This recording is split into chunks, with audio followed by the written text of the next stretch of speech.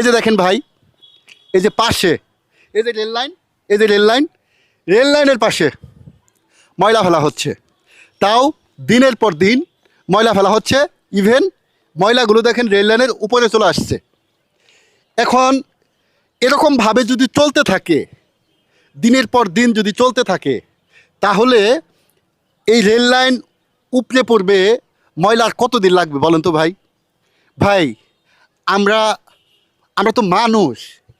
আমার মনে হয় যে আমাদের এই বাংলাদেশটা মানে ময়লা আবর্জনার একটা দেশ।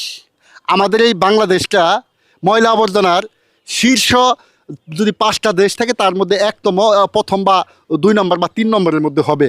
ভাই, আমরা মানুষ, আমরা কি সচেতন হতে পারি না?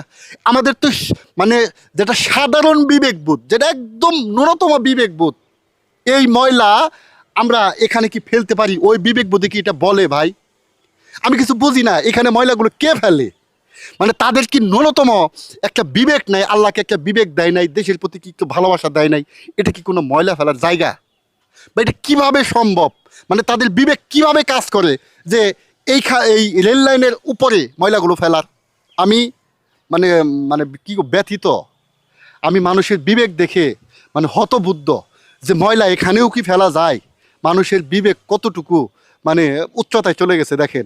আরেকটি মানে কথা আমি বলি, আমাদের প্রশাসন যে সকল ভাই আছে, বা এই যে একটা অঞ্চল, এই যে একটা এরিয়া, এই এরিয়ায় প্রশাসন নাই? প্রশাসন তো আছে। এই এরিয়ায় মানে কমিশনার থেকে শুরু করে পৌর মেয়র থেকে শুরু করে নাই? আছে তো, অবশ্যই আছে। আচ্ছা, এখন আমার কথা হচ্ছে, তাদের কি দায় না? তাদের কি নজরে এই ময়লাটুকু পড়ে না? তারা তাহলে কি করে? তারা তো এই অঞ্চলে সেবাটা দেয়, এই একটা এরিয়ার তো সেবা দেয়। তাহলে এটা যদি তারা দেখে দায়টা এড়িয়ে যায়, মানে এটা যদি তাদের কাছে কোনো সমস্যা না হয়, তাহলে ভাই পুরো বাংলাদেশে যদি ময়লা আবর্জনা দিয়ে ঘেরা হয়, তাহলে তো সেটাও কারো কোনো সমস্যা হবে না রে ভাই।